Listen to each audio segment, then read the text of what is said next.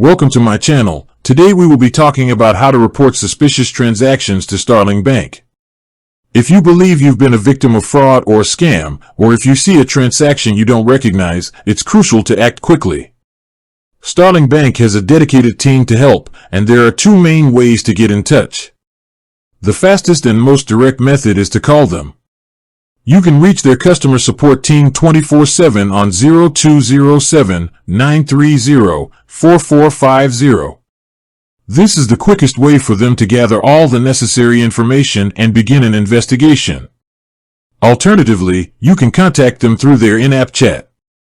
Simply log into your Starling app, tap the menu icon, select Help, and then Talk to Starling. This will allow you to send a message or start a live chat session with a member of their team.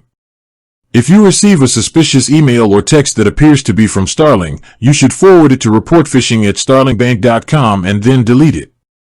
With that being said, thank you for watching.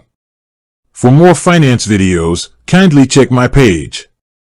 Please like, share, comment, and subscribe to my channel. Thank you.